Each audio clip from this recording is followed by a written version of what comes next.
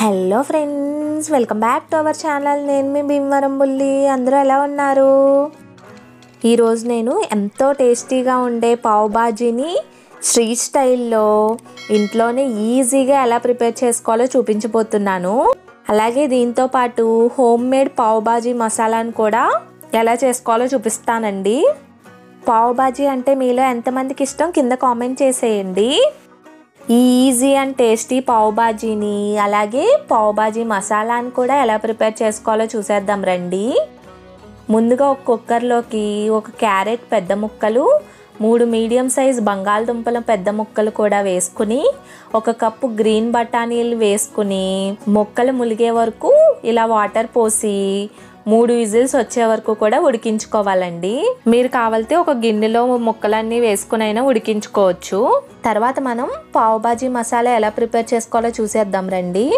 ఈ మసాలా కోసం ముందుగా ఒక ప్యాన్లో 3-4 ఎండుమిర్చి, చిన్న దాల్చిన చెక్క ముక్క, 1 బిర్యానీ ఆకు వేసి 5 లవంగాలు, 1 యాలక, అలాగే 1/2 టీ స్పూన్ మిరియాలు, 1/2 టీ స్పూన్ సోంపు వేసి 1/2 టీ స్పూన్ జీలకర్ర, 1 టీ స్పూన్ ధనియాలు కూడా వేసి వీటిలన్నిటిని కూడా లో హీట్ మీద మాత్రమే బాగా వేయించుకోవాలండి.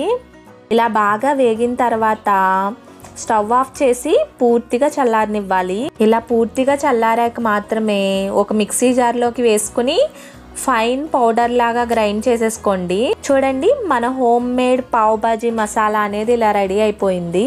ఈ మసాలాని పక్కన పెట్టేసుకోండి. తర్వాత కుక్కర్ ఓపెన్ చేసి చూస్తే చూడండి, పర్ఫెక్ట్గా మన వెజిటేబుల్స్ అన్నీ కూడా ఉడికిపోయాయి. దీన్ని ఇలా ఒక పావ్ బాజీ మేషర్తో బాగా మెత్తగా మెదిపేసి పెట్టుకోండి. తర్వాత ఒక ప్యాన్లో 2 టేబుల్ స్పూన్ల ఆయిల్, అలాగే 1 టేబుల్ స్పూన్ బటర్ కూడా వేసి వేడెక్కాక క్యాప్సికమ్ని ఇలా చిన్న పీసెస్ లాగా కట్ చేసి వేసి వేయించుకోవాలండి. చూడండి, ఇలా వేగాక 3 మీడియం సైజ్ టమాటోల్ని ఇలా పీసెస్ లాగా కట్ చేసి వేసుకుని 1 టీ స్పూన్ ఉప్పు, 1/2 టీ స్పూన్ పసుపు కూడా వేసి వేయించుకుని మూత పెట్టి బాగా మగ్గనివ్వాలండి. ఇలా మధ్య మధ్యలో కలుపుకుంటూ బాగా వేగనివ్వాలి. చూడండి, ఇలా బాగా వేగాక మనం మ్యాష్ చేసి పెట్టుకున్న వెజ్జెస్ అన్నిటిని వేసుకుని 1 స్పూన్ కారం, అలాగే 1 టీ స్పూన్ పావ్ బాజీ మసాలాను కూడా వేసి 1/2 టీ స్పూన్ ధనియాల పొడిని కూడా వేసి కలుపుకుంటూ పావ్ బాజీ మేషర్తో మ్యాష్ చేసుకుంటూ ఉడికించుకోవాలండి. ఇలా ఉడికాక స్టవ్ ఆఫ్ చేసి పక్కన పెట్టేసుకోండి. తర్వాత ఇంకో బాండ్లీలో 2 టేబుల్ స్పూన్ల ఆయిల్, అలాగే 2 టేబుల్ స్పూన్ల బటర్ని కూడా వేసి బాగా వేడెక్కనివ్వాలి. తర్వాత 1 రెమ్మ కరివేపాకుని వేసుకోండి. ఇది ఆప్షనల్ మాత్రమే.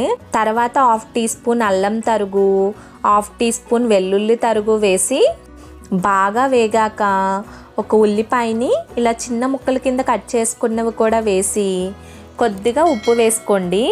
ఆల్రెడీ మనం వెజ్జెస్ని ఉప్పు వేసే ఉడికించుకున్నాం కదా, సో చూసి వేసుకోండి.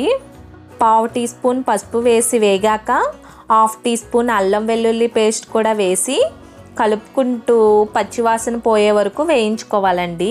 పచ్చివాసన పోయాక 1/2 టీ స్పూన్ పావ్ బాజీ మసాలా వేసి మనం ఉడికించి పెట్టుకున్న పొటాటో కర్రీని వేసి కలుపుకుంటూ 2 నిమిషాలు వేయించాలి. 2 నిమిషాల తర్వాత 1 గ్లాస్ నీళ్ళని పోసి కావాలితే రెడ్ ఫుడ్ కలర్ని వేసుకుని మీడియం హీట్ మీద బాగా ఉడికించుకోవాలండి. కర్రీ పూర్తిగా దగ్గర పడే వరకు కూడా ఉడికించుకోవాలి. చూడండి, ఇలా దగ్గర పడుతుండగా కొద్దిగా కసూరి మేతిని నలిపి వేసి, అలాగే 1 చెక్క నిమ్మరసం కూడా వేసి కొత్తిమీరని కూడా వేసుకుని ఇలా దగ్గరికి అయ్యాక స్టవ్ ఆఫ్ చేసేసుకోండి. తర్వాత పావుని కాల్చుకోవడానికి ఒక ప్యాన్లో 1 టేబుల్ స్పూన్ బటర్ వేసి దానిలో కొద్దిగా కారం, పావ్ బాజీ మసాలా, అలాగే కొద్దిగా కొత్తిమీర, అలాగే మనం రెడీ చేసి పెట్టుకున్న బాజీని కొద్దిగా వేసుకుని బాగా కలిపి పైన ఇలా పావుని పెట్టి బాగా 2 వైపులా కాల్చి తీసి ఇలా ఆనియన్ ఇంకా కొత్తిమీరతో సర్వ్ చేసుకుంటే మన టేస్టీ పావ్ బాజీ రెడీ అయిపోయినట్టేనండి. మరి మీరు కూడా ట్రై చేసి ఫీడ్బ్యాక్ని కామెంట్ చేయండి. అలాగే ఇంకా ఎలాంటి రెసిపీస్ కావాలో కింద కామెంట్ సెక్షన్లో చెప్పండి. వీడియో నచ్చినట్లయితే లైక్ చేసి సబ్స్క్రైబ్ చేసుకోండి.